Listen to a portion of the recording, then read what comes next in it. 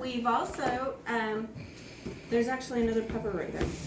So we've sliced and diced almost all of our fruits and vegetables. When you're using the knives, you should use a knife that's appropriate size. This one is way too big, but I don't want to dirty up a bunch of others. I'm sorry. So I'm not following the rules. So I'm going to cut out my center. That was perfect timing to do the, oh, Mrs. Craig. I'm going to slice down the sides of my pepper. You want to be careful not to hit the table. I'm going to pull out. You can save these seeds and plant them later. We have saved some already right here in the bag. So these I'm just going to throw away. Have my bag right here that we're throwing all our junk in. Want to keep it not very close to our food. I'm going to get all my seeds out.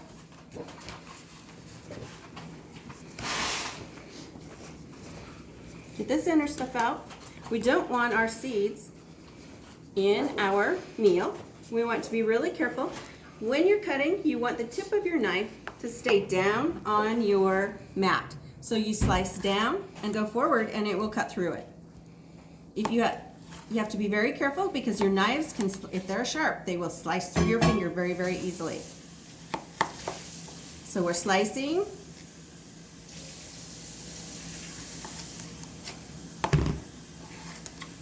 Now, when I go to dice, get it all lined up together. Keeps hooking on my fingers here. And we keep our point down and we dice. This way you have more control of your knife. Watch your fingers. You have more control than if you're doing like this and you end up slamming down on the counter and that'll dull your knife. We'll scoop it up, put it in our bowl. You can stop. You can take and you can use this thing for making a bird feeder and do a suet and hang it in that. We're throwing it away today. There we go. So when you slice your onion, if you don't cut off your root end, it holds a lot of the gases inside. It will still let some gases out, but it holds a lot of gases in and it won't burn your eyes near as bad. So, and these are potent onions. We've already sliced, Mrs. Bean actually sliced some, dang. And so we make a little cut and then we peel that outer piece off and throw it away.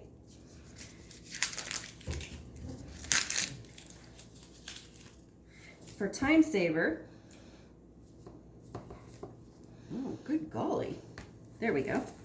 If you need to, like what I just did, is I pierced it because my knife wouldn't go in, so I used the nose, the point, and I pierced it, and then I can slice it down, keeping my tip on the end, on the mat, so that I have control.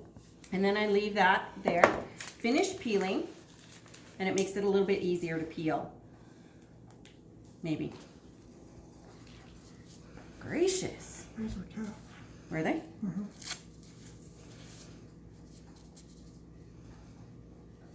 So, point over to the oven, or to the, hey. Stove. So we have our rice cooking, like we talked about. Our rice is over there cooking. You might be able to see the steam coming out of there. It has, so there's 2 minutes left on the chicken in the oven. And then our rice has about 5 to 10 more minutes after that. I'm going to ask, oh, Mrs. Craig's going to come out here and she's going to turn our burner, it's boiling again. We're going to turn our burner back down to 5. So again, my nose, my point is on the mat.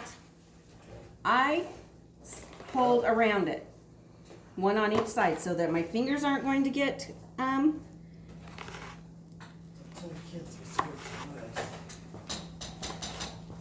okay. Then I turn it over. The point is still on the mat, and my eyes are not watering at all right now. And these are really strong onions. And then I'm slicing very finely. If you want larger chunks, you can slice your veggies any way you want. If you want bigger chunks like I have here, that's the way you can do it.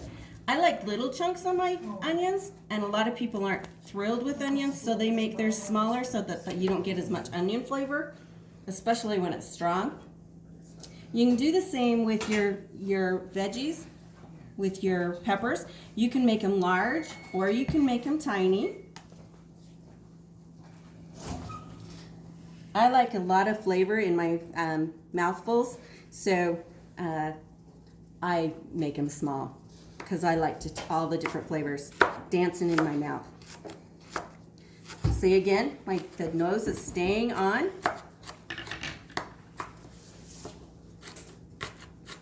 Okay, and then I just continue with my onions until I would be finished.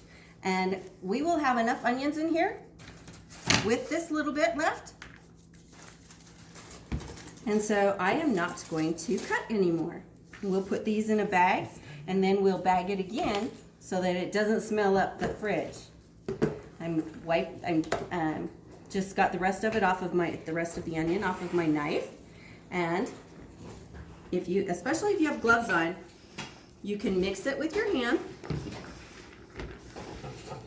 So right now we just have our 2 colors of peppers in here, and we have our onions in here. Now I'm going to put the pineapple. And I'm just using these little containers of pineapple, and I poured the juice off into the rice pan so it would help flavor the rice.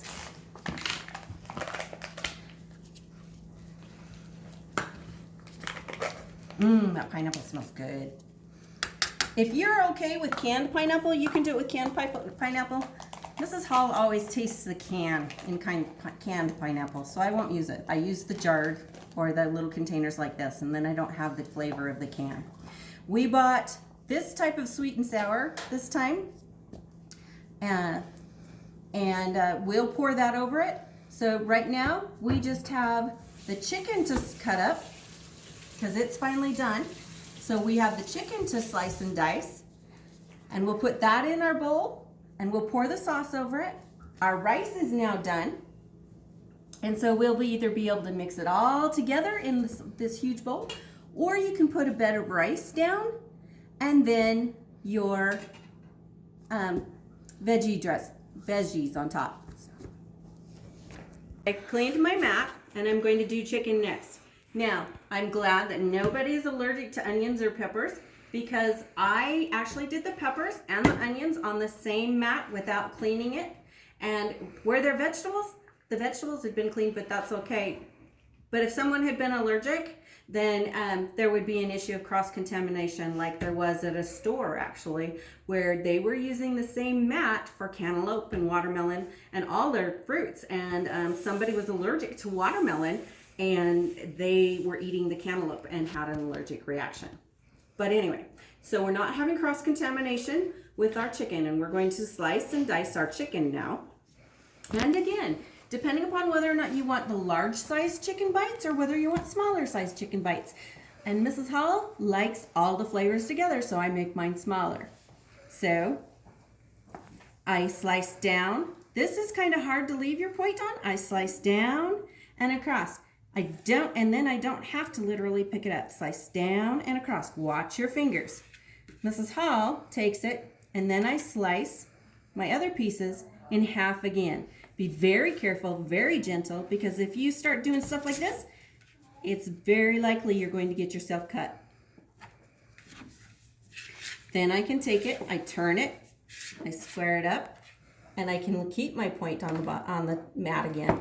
And now I can cut. I come down and I slice forward. And then I've gone through all the meat. Come down, slice forward. See how I'm keeping my fingers away from the blade? Down, slice forward. Down, slice forward.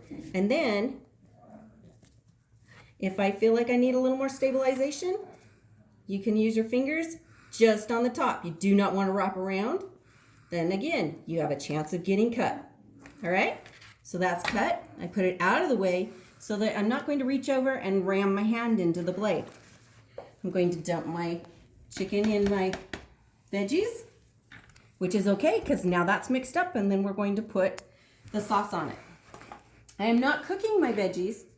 They will only be heated. A good stir fry is the vegetables are not necessarily cooked. And we're going to pour it on here. How'd you heat it up, Ms. Hall?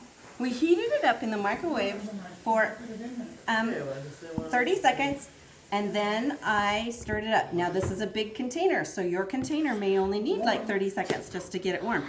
And then I'm going to mix it up to see if I need more. Smell that. Is your mouth watering? Mine is.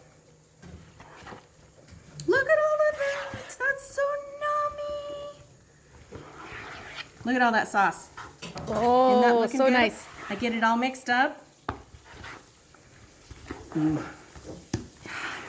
So, now you can, like I said, serve it on a bed of rice.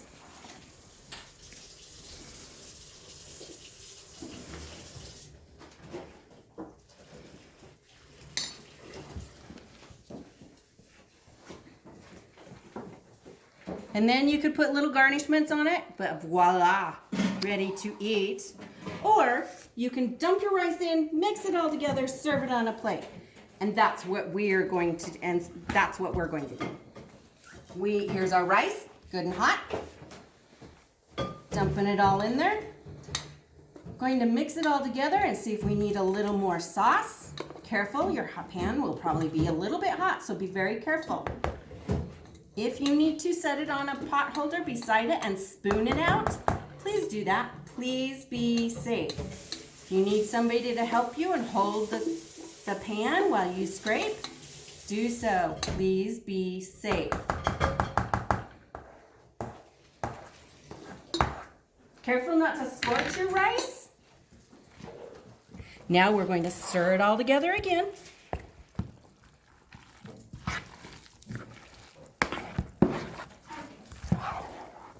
Getting all that rice mixed in with your veggies.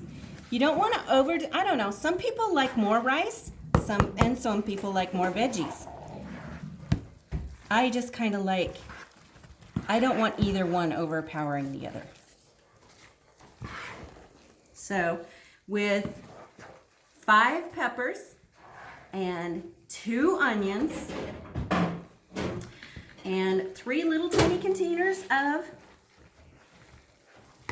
pineapple tidbits. This is 2 cups of cooked rice. Look at that. Then you can add more sauce if you want more sauce, or you can just, if you have more sauce, you just leave it on the table and people who want more sauce can have more sauce. Look at that. Hopefully you can see the color. Now, if you like green peppers, you can put green peppers in there too, and you would have even more colors in there. We don't like green peppers. So,